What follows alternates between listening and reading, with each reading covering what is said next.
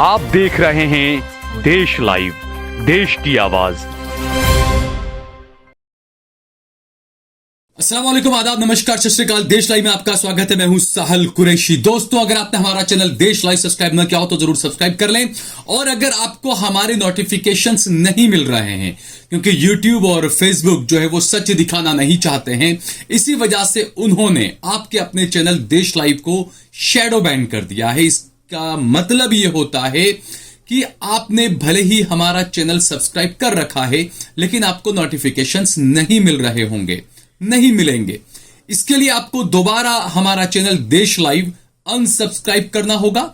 उसके बाद दोबारा उसे सब्सक्राइब करिए रिफ्रेश करने के बाद, और उसके बाद बेल का आइकन जरूर दबाएं। उसके बाद आपको दोबारा सारे नोटिफिकेशंस मिलने शुरू हो जाएंगे। कई लोगों के मुझे मैसेज आए, कॉल आए, कई लोगों ने मुझे बाहर मिलकर भी कहा कि आपके आजकल वीडियो क्यों नहीं आ रहे हैं, हमें नोटिफिकेशंस क्यों नहीं मिल रहे हैं। उन सभी से मैंने यही बात कही है। आज हम बात करेंगे मोदी के बाद अब योगी आदित्यनाथ, जो बीजेपी का स्टार प्रचारक है, जो देश के सबसे बड़े राज्य उत्तर प्रदेश के मुख्यमंत्री हैं, वो योगी आदित्यनाथ भी अब झूठ और नफरत फैलाते हुए कैमरा में कैद हो चुके हैं। नरेंद्र मोदी का झूठ तो हम सबने सुना, लगातार वो झूठ पर झूठ बोले जा रहे हैं और इलेक्शन कमीशन के अंदर उनके खिलाफ कई सारी शिकायतें भी हुई है।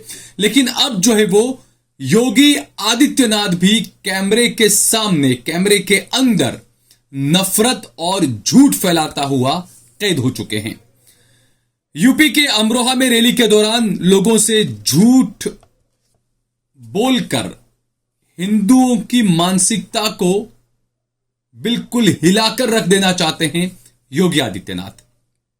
अमरोहा में रैली कर रहे थे और उन्होंने इस दौरान जबरदस्त झूठ बोला और कहा कि कांग्रेस के घोषणा पत्र में कहा गया है कि कांग्रेस पार्टी अगर सत्ता में आई तो वो देश में शरिया कानून लागू करेगी। बताओ भाइयों बहनों, ये देश शरिया कानून से चलेगा या ये देश बाबा अंबेडकर के कानून से चलेगा, संविधान से चलेगा? बताइए।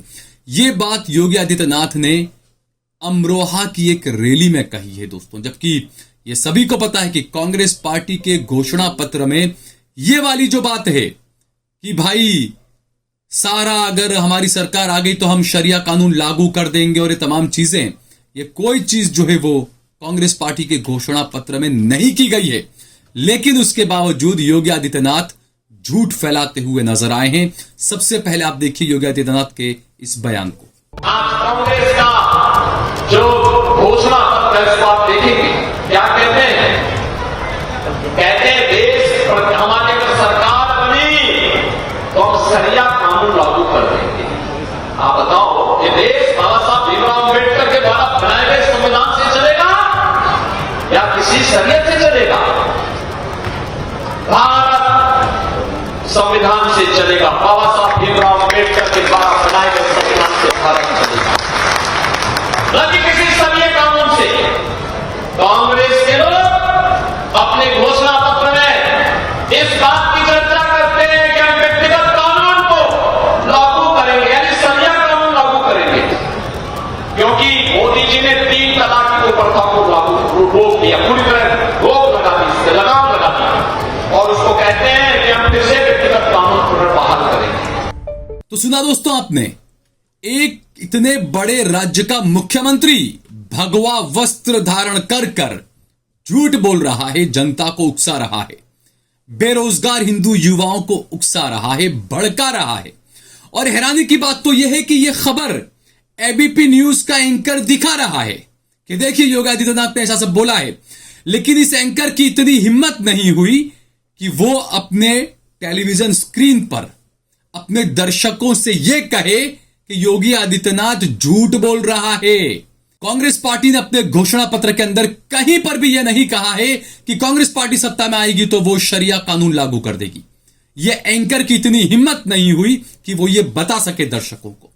यह एंकर की इतनी हिम्मत नहीं हुई कि योगी आदित्यनाथ के इस झूठ के ऊपर सवाल कर सके, चुनाव आयोग पर सवाल कर सके। क्योंकि चुनाव आयोग में जब चुनाव आयोग की प्रेस कॉन्फ्रेंस हुई थी, जब 2024 के लोकसभा चुनाव की तारीखों का जब ऐलान किया जाना था, तो चुनाव आयोग की तरफ से, इलेक्शन कमिश्नर की तरफ से कहा गया था कि अब झूठ बच नहीं पाएगा।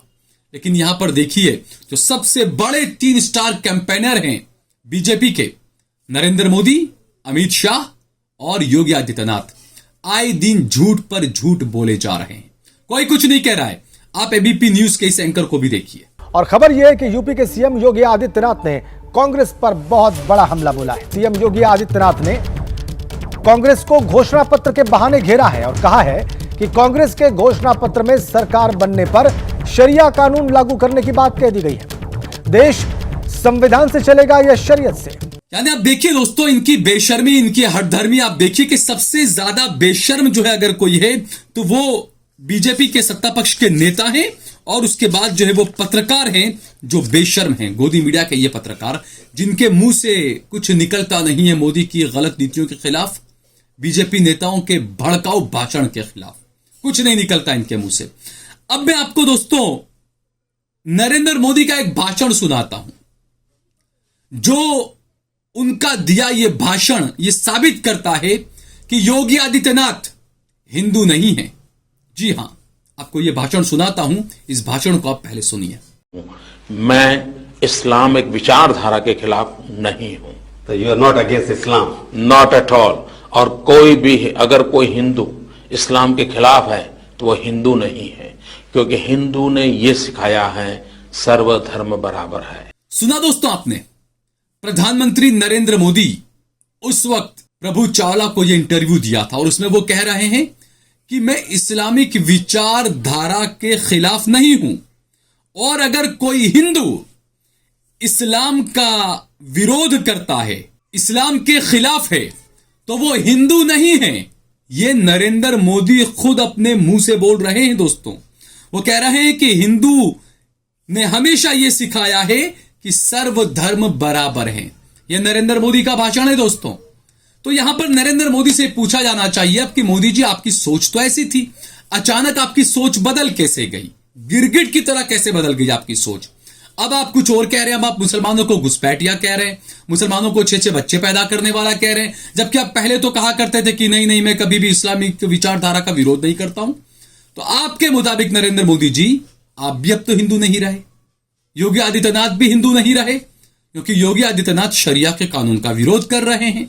तो इस्लामिक विचारधारा शरिया कानून है, अगर उसका कोई विरोध करता है तो वो हिंदू नहीं है, यह आपने खुद ने कहा था।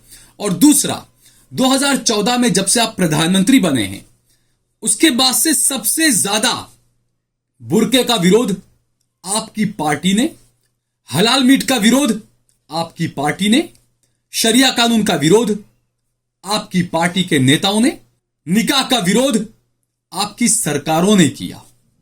ये तमाम चीजें ये साबित करती है कि नरेंद्र मोदी कितने बड़े झूठे प्रधानमंत्री हैं।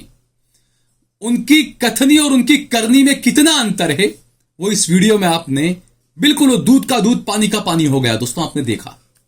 तो अब किस तरीके से भरोसा करना इस प्रधानमंत्री पर, देश की जनता को खुद तय करना चाहिए, खुद सोचना चाहिए।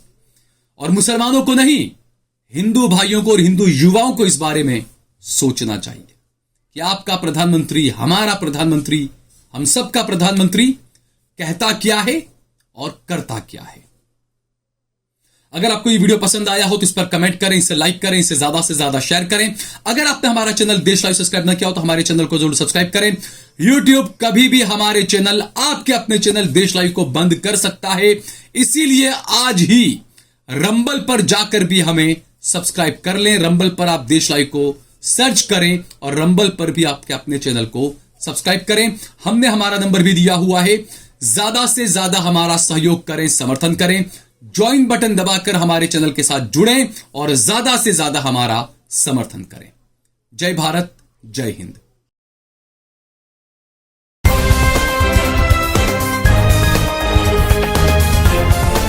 देश और दुनिया की तमाम छोटी और बड़ी खबरों के लिए हमारे चैनल को सब्सक्राइब करना न भूलें और बेल का बटन जरूर दबाएं।